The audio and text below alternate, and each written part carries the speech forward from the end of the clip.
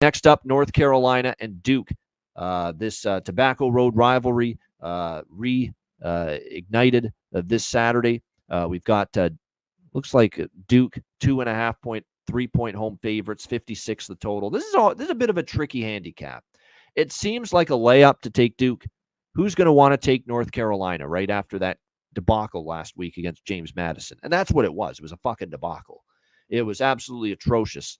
The defense we saw from North Carolina, shades of a lot of the North Carolina teams that we have seen over the years, not be able to stop anything on that side of the football. You also have to remember that before that James Madison game, which it's hard to explain that. It's hard to contextualize what we saw in that game. That James Madison puts up, 600 yards of offense.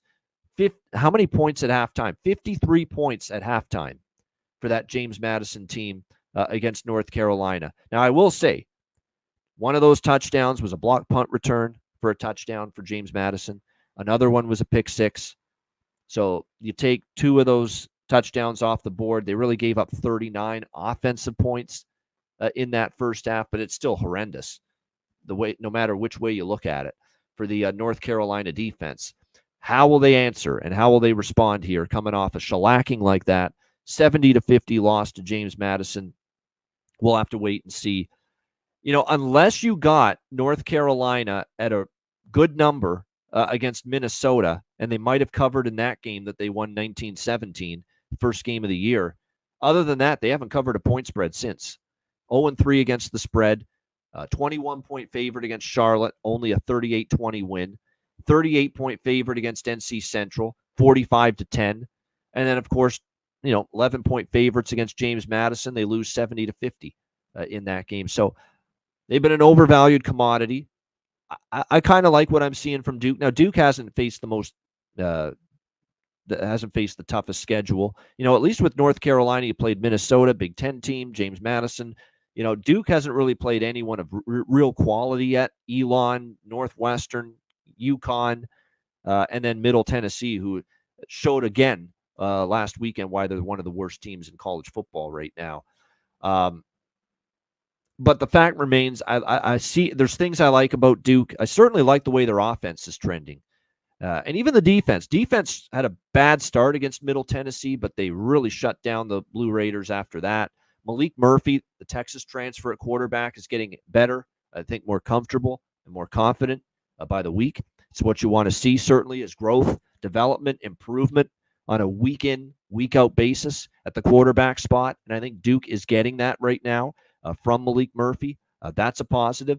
So there's definitely a lot of things to like here about Duke and the way they're trending on offense. The defense here will be tested. The one thing North Carolina can do is score points. And even in the loss against James Madison, they scored 50. But, who are they going to turn to at quarterback?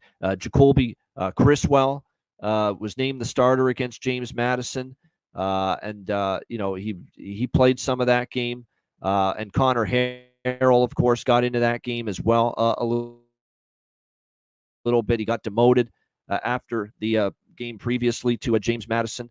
Didn't play, of course, last week. It was Jacoby Criswell at quarterback, and he still had some pretty solid numbers, but he also had the 2 interceptions in that game against James Madison and only 58.3% completions. So that's where the concern is. Is there if they go back to Jacoby Criswell, he's going to have to play better than that, or you're going to have to return once again to Connor Harrell at quarterback, and I'm not sold on either option that North Carolina has at their disposal right now from the quarterback spot. So I look at this as a game where I feel Duke is we're seeing progress. We're seeing improvement from them. I lean to their side here. Now, North Carolina has won 5 straight in this rivalry against Duke. But last year, and I know those were Mike Elko, the last 2 years, Duke covered both games in defeat. They lost 38-35 at home to North Carolina 2 years ago. Last year, they lost in overtime 47-45. Both of those games flew over the total. I would probably lean with an over here at 56, but at 3 or better, as long as it doesn't go more than -3, I could only take Duke here. I could only take Duke, and it's simple. I think their defense, while it hasn't been tested as much, Duke, based on their schedule, it's still, to me, a defense where I feel that the Duke defense has played solid. I think it's a situation as well where, from a quarterback situation, you have to like the Duke quarterback situation more at this point. We didn't see enough consistency. We saw 2 interceptions, some bad decision making at times from Jacoby Criswell last week.